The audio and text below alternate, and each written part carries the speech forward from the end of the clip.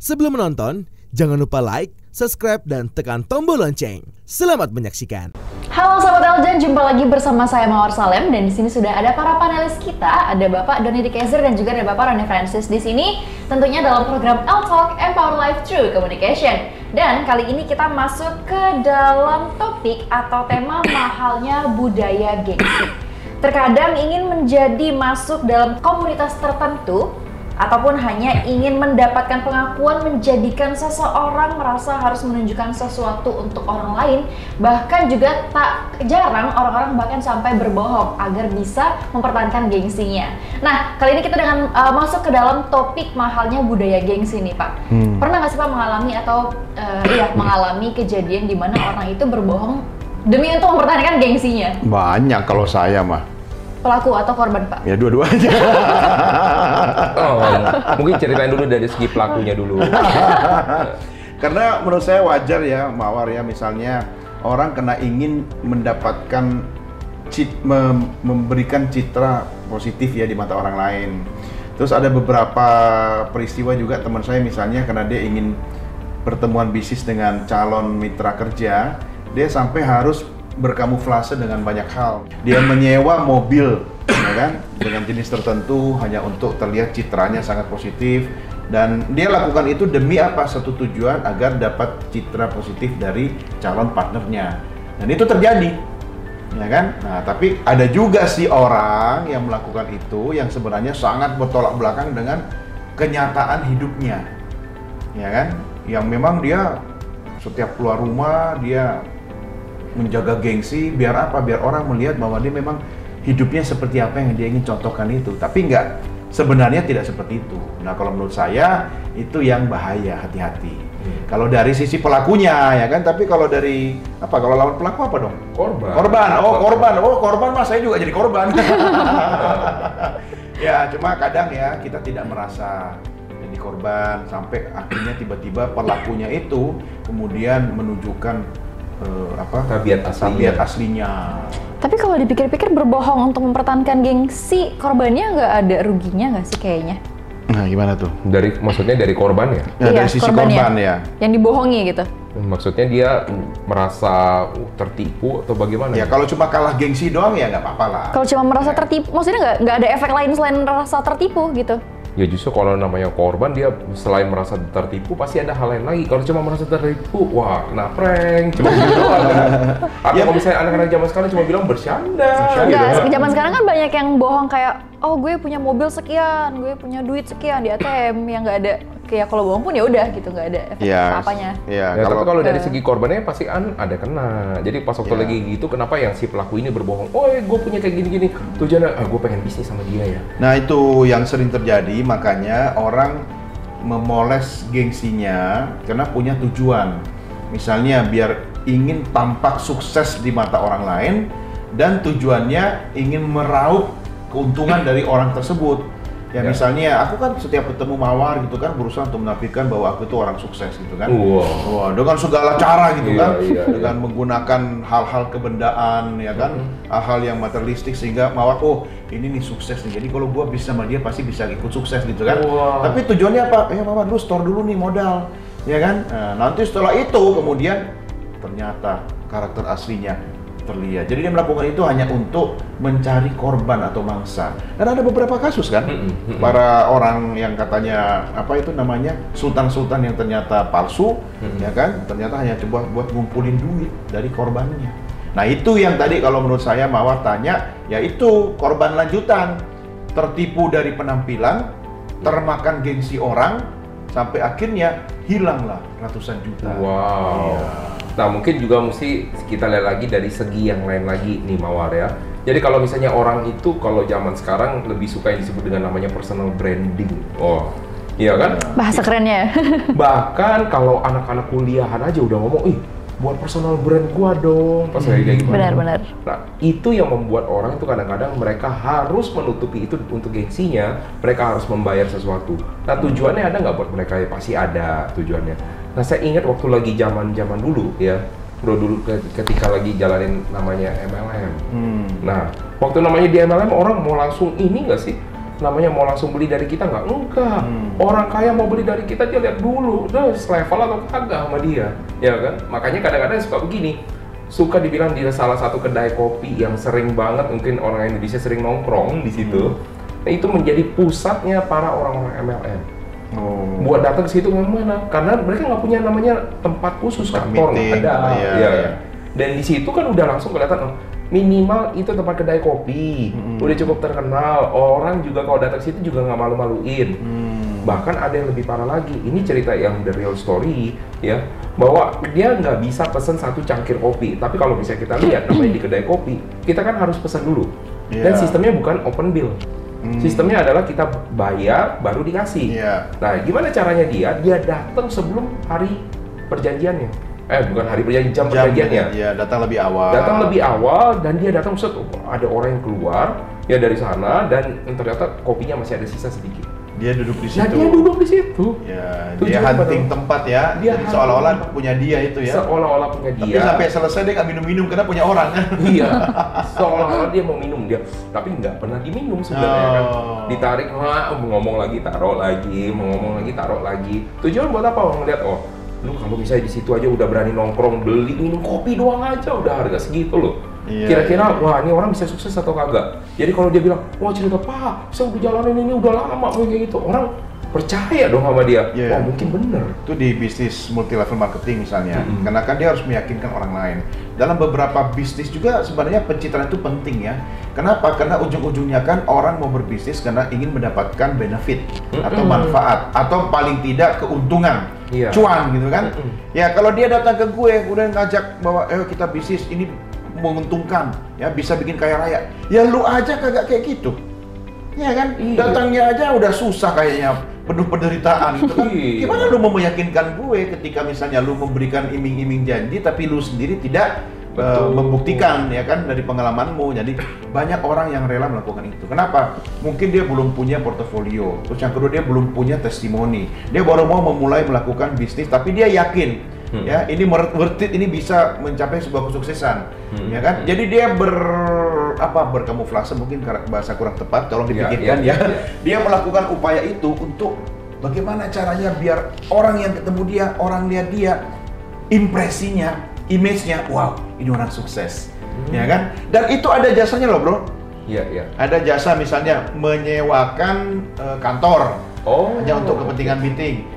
Mobil mah pasti, ya kan? Lu mau mobil Eropa, ya kan? Mobil Amerika, gitu kan? Tinggal termasuk aja ya mereknya ya. Termasuk staff. Jadi misalnya butuh seolah-olah itu ada staff, sekretaris atau ya inilah. Jadi aktivitas di tempat dia meeting di kantornya itu memang dikemas seprofesional mungkin, ya. Tujuannya sebenarnya cuma satu, untuk meyakinkan calon mitra bisnisnya itu bahwa dia memang orang yang bisa dipercaya, dia sukses. Jadi tujuannya sebenarnya adalah untuk meyakinkan ya. Ya, salah satunya yang sering dilakukan orang mengumpulkan foto-foto dengan tokoh. Ya, itu penting loh. Oh, pantas ya bro, banyak yang minta foto gua ya. Iya, itu gue yang suruh sih. Kenapa? Kasihan kalau nggak ngajak foto. Juga perasaan aja. Misalnya nih, Mawar datang ke kantor saya gitu kan, terus dia, wih, foto sama presiden, foto sama menteri gitu kan, foto sama penguasa nasional gitu kan. Nah, itu rela mereka lakukan. Nah, artinya lagi-lagi tetap seperti pisau bermata dua kan. Nah, kalau dia lakukan untuk kepentingan bisnis yang murni, yang baik ya kan, ya syukur. Tapi kan seperti tadi gue bilang, kita nggak pernah tahu sampai akhirnya topengnya terbuka. Oh, ternyata dia niat jahat. Berarti sebenarnya wajar-wajar aja ya kalau porsinya pas gitu. Betul. Ya, sesuai porsinya yang sedang-sedang saja. Wah. Karena kalau misalnya dari Mawar sendiri, pernah nggak dari antara teman-temannya itu melakukan? Mawar nggak sendiri, Mawar bertiga. Nanti kalau udah satu lagi sendiri, kayak ini perlu diralat banget ya. Nah, korban gengsi. Mawar pernah nggak punya teman-teman yang ternyata dia itu orang yang gengsi banget dan Mawar tahu sebenarnya dia nggak punya? Ada banget. Oh, iya. Ada banget. Ada banget. Apa? Aku juga banyak. Kenapa dia melakukan seperti itu menurut dari Mawar dan gimana kehidupannya? Karena bagi dia yang penting makan gengsi daripada makan nasi. Kayak memang tipe orangnya tuh yang mungkin karena sosok public figure, dia sosok public figure juga. Iya. Jadi dia pengen kehidupannya terlihat mewah, glamor gitu. Jadi kalau cerita ke orang-orang tuh kayaknya wah mewah banget gitu hidupnya, padahal sebenarnya biasa aja. Iya, bahkan bukan cuma biasa Mawar, ada teman saya juga yang tampak terlihat sangat glamor, tapi ya tiap dia WA tetap aja pinjam dulu 100. Ya ini benar. Ya, bahkan ya, sorry to say ya, maaf ya, yang menurut kita mungkin hal-hal yang sangat elementary ya, yang misalnya hanya untuk membayar apa ojek online gitu kan. Masa sih sampai harus pinjam? Sementara gayanya nomor 1 ya kan. Nah, berarti kan dari situ kita beruntung kalau ketemu teman kayak gitu, kita tahu gitu kan. Oh ya, ini hanya buat teman aja. Benar. Kalau buat kerjasama, buat bisnis kayaknya nggak bisa ya kan, nanti malah ribut ya, atau dia memanfaatkan kerjasama itu hanya untuk mengeruk keuntungan dirinya sendiri. Kenapa? Dia hidupkan dengan pencitraan seperti itu. Makanya kalau orang kaya bener ya, sebenarnya ya, orang kaya bener nih, dia nggak bakalan tuh misalnya geser sedikit upload foto lagi di bisnis kelas ya kan, geser sedikit lagi pakai Louis Vuitton ya kan, geser sedikit. Kenapa kalau orang kaya asli kayak gitu? Dia sudah terlahir dengan itu, udah terbiasa. Kalau orang yang tiba-tiba bahasa Perancisnya gumun ya kan, kaget gitu kan, wow, naik Mercedes seri S 600 ya, yang bisa beli rumah di PIK 2 gitu kan, naik bisnis kelas, upload ya kan, berangkat dulu, doakan saya selamat ya. Orang kaya bener ada nggak kayak gitu? Kagak. Jadi gampang kalau mau menilai orang itu benar-benar demi gengsi atau ya memang benar seperti itu. Karena dia udah bolak-balik naik pesawat jet. Sudah biasa dia lahir aja misalnya di tilam emas, tilam benar nggak sih? Ya kan? Jadi sudah terbiasa. Bahkan coba yang pemilik Facebook siapa namanya? Mark Zuckerberg. Nah, ya kan pakai kaos itu aja, abu-abu itu aja. Ya kan tujuannya dia biar nggak mikir lagi. Nah, sudah mau pakai baju apa kan? Dan menariknya, dan itu saya konfirmasi dengan ada teman saya, Pak Henry Riyadi, ya, anaknya Pak James Riyadi. Setiap ke kantor pakai kemeja putih aja, dan itu persis, ya, seperti kamu bilang tadi, biar nggak usah mikir, ya kan mau pakai baju apa ya kan, ya walaupun mungkin kemejanya kemeja yang branded gitu kan, tapi ya itu karena dia fokus untuk bekerja, ya kan. Nah sementara orang lain mungkin fokus terlihat sukses. Benar. Nah itu bedakan dengan kata-kata bijak lagi bahwa kita bukan tujuannya terlihat kaya kan, tapi ya memang kaya gitu loh. Bukan berarti terlihat kaya. Untuk menghindari gitu ya adanya konflik, gimana caranya kita tahu orang ini bener atau bohong nih gitu? Beneran dia kaya atau kagak? Iya, yang nggak selalu soal kaya miskin kali ya. Iya, ini kan bohong. gengsinya kan. Iya, orang ini maksudnya mahal di gengsinya atau kagak? Iya, benar. Gitu kan? Kelihatan dari cara dia berbicara. Kalau misalnya dia sering berbicaranya selalu yang wah, yang gede-gede, saya. itu biasanya memang pasti dia ada melakukan itu. Apa tuh istilahnya tuh yang Overdosis, bukan dong? Enggak, ngomongnya yang terlalu lebay itu. Berlebihan itu kan? Overthinking, bukan juga. Bukan. Itulah over talking. Oversharing, bukan, itulah ya. Bukan, pokoknya sesuatu orang yang over lah. Kalau ada istilah di dalam grafologi disebut dengan namanya vanity. Orang-orang yang terlalu vanity yang buat jepit itu loh kalau ada ya. Peniti. Iya. Jadi Itu orang kalau yang ada acara ada yang mengurus namanya peniti. Iya, panitia. Lanjut aja terus. Maaf saudara-saudara. Iya. Lanjut Pak. Jadi kalau misalnya seperti kayak orang-orang seperti itu kan orang-orang yang sering mengagungkan dirinya sendiri. Nah, jadi orang-orang yang seperti kayak gini akan bisa kalau kita bilang kena mentalnya pas waktu lagi apa? Kena ketemu dengan orang kaya beneran. Wah, pas waktu dia bilang, wah gua kan kayak begini, pas lagi dicek, tahun berapa punya, dia keluarin, tadeng, itu baru kena jadinya suatu masalah. Tapi sebenarnya gini tujuannya ya, kenapa bisa ada sekarang orang bilang namanya gengsi lah, buat ini, buat itu. Tujuannya kalau misalnya kita lihat zaman dulu, ketika orang belajar namanya tentang penjualan, orang tahu itu satu, namanya jual butuh apa? Butuh kepercayaan, betul dong? Karena dia butuh namanya kepercayaan, makanya harus apapun yang dia lakukan untuk bisa membuat orang percaya. Nah, kalau tadi saya contohkan kenapa di MLM itu dia merekrut orang, bukan konsumen loh istilahnya. Merekrut untuk rekan bisnisnya dia. Rekan bisnis loh, wow, dan orang yang lebih kaya atau kayak gimana ya. Dan karena dia disebut IBO, Individual Business Owner. Iya kan? Jadi makanya pas waktu lagi seperti itu, kita harus setara dulu. Kalau misalnya kita punya bisnis, kita pengen punya rekan kerja kita, pasti mau nggak nih mawarnya? Mawar udah kelasnya kelas kakap, mau nggak ketemu dengan orang kelas teri? Nggak mau. Maka gimana supaya orang kelas kakap itu ya mau kerjasama dengan orang kelas teri? Orang kelas teri mau nggak kelas kakap? Mau. Tapi kan mereka yang pasti membatasi diri, nggak mau kan? Jadi gimana caranya? Nah, harus kelihatan minimal mirip dengan orang seperti itu. Gimana? Misalnya contoh, orang kelas kakap itu sering keluar masuk hotel, Nah, jadi caranya kayak gimana? Nggak sempat masuk ke di hotelnya, di lobinya cukup. Atau di restorannya. Atau di restorannya, Bawa pesan air celup putih. sendiri. Itu terlalu Pesan air hangat usaha ya. Nah, itu yang bisa dilakukan. Jadi tujuannya adalah untuk kepercayaan. Zaman dulu orang melakukan ini biasanya untuk kontraktor. Biasanya tujuannya kayak gini, oh ada proyek gede nih, sebelumnya dia nggak pernah melakukan itu. Ya, dia biasa aja dia kerja. Tapi ketika dia dapat proyek gede, wah harus kelihatan dong, lu punya modal nggak? Sering digituin, ya kan? Lu punya modal atau kagak? Nah, supaya menunjukkan bahwa dia punya modal kayak gimana? Dilihat dari, wah datangnya pakai apa? Nah, dia beli, bukan beli lah ya, dia sewa mobil yang orang bilang, wah kalau punya mobil ini pasti orang kaya. Iya. Padahal cuma sewa 1 minggu.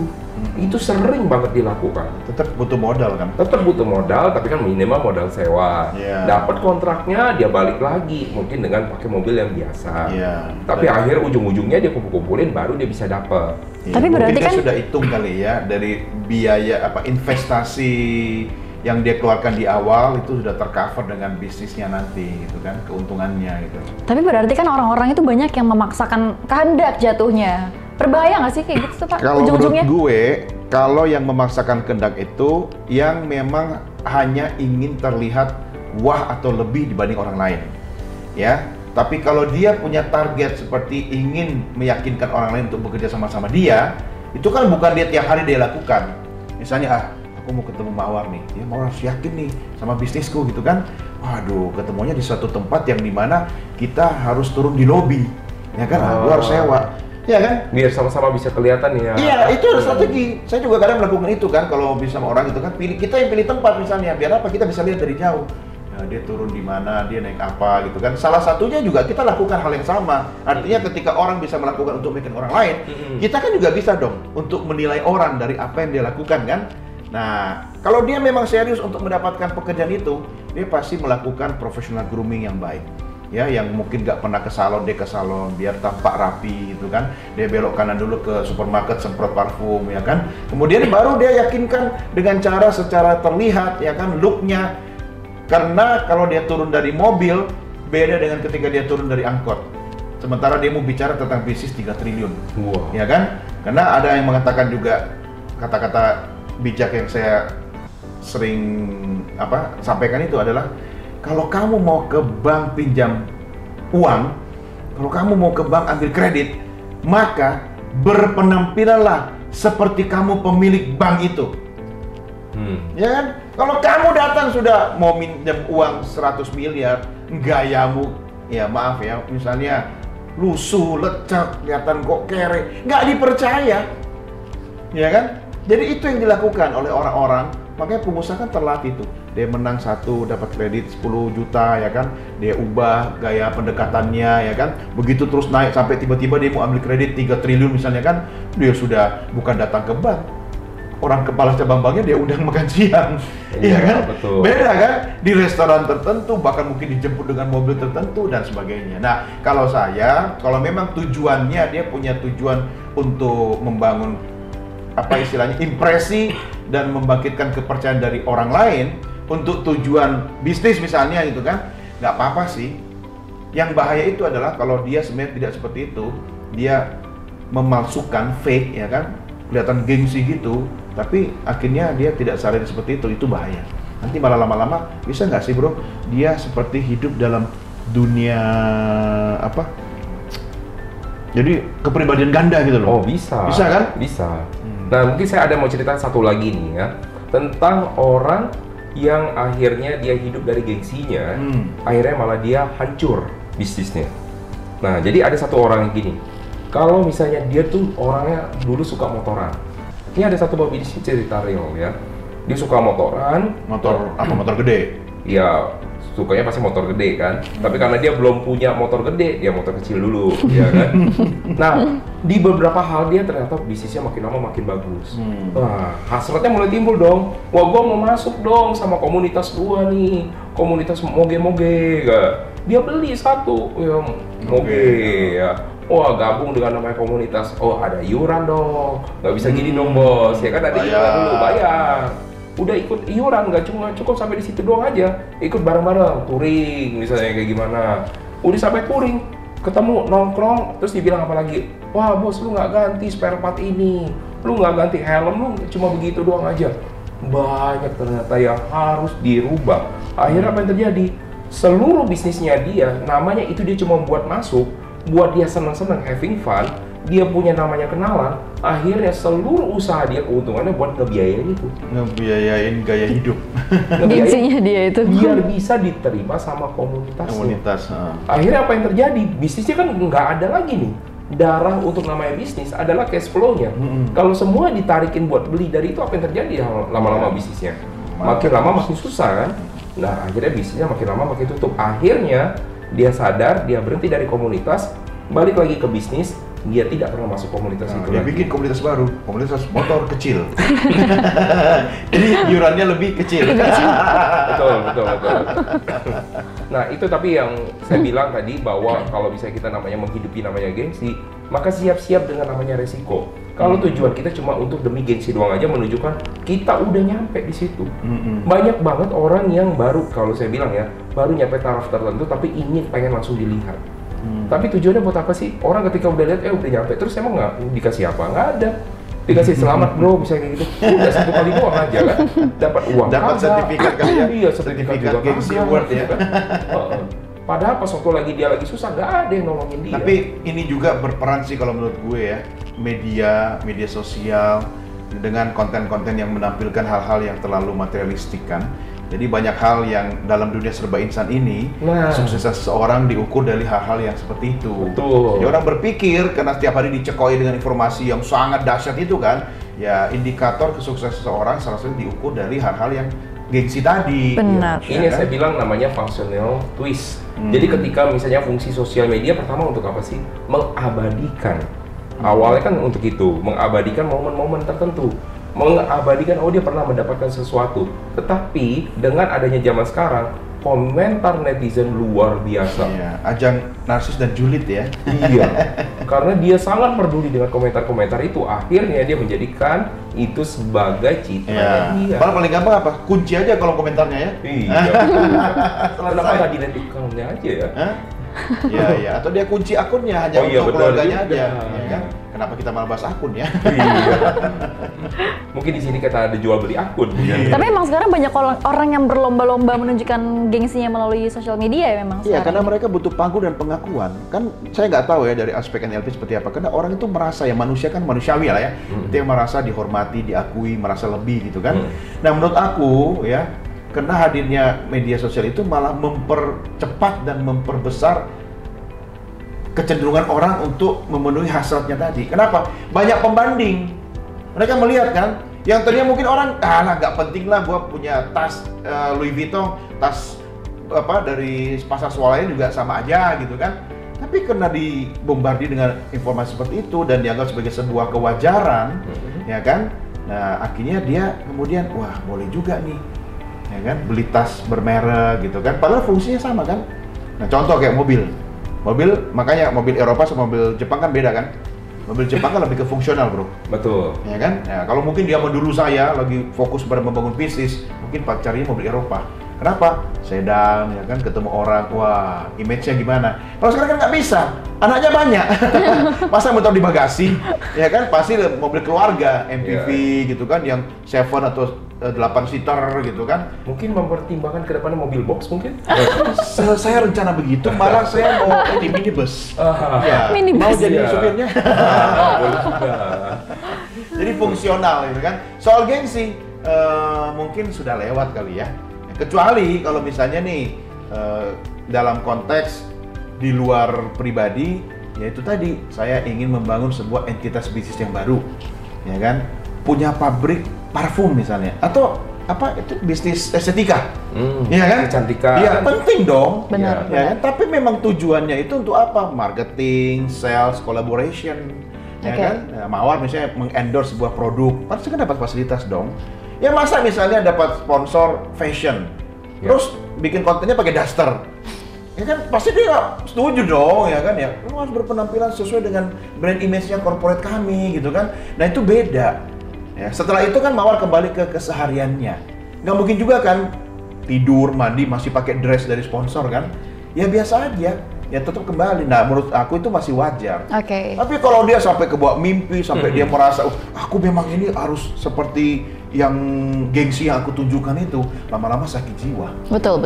Oke. Jadi itu dia tadi ya sahabat Eljon, kalau memang berbohong demi gengsi itu sebenarnya memang wajar-wajar saja, tapi dengan porsi yang pas. Karena memang somehow itu dibutuhkan dalam dunia berbisnis. Nah, jadi mungkin ini bisa juga menjadi tambahan pengetahuan dan juga pembelajaran untuk sahabat Eljon yang mungkin sedang menyaksikan program ini. Jadi sekian dulu pembahasan kita kali ini. Jangan kemana-mana, tetap bersama kami hanya di L Talk Empower Life Through Communication.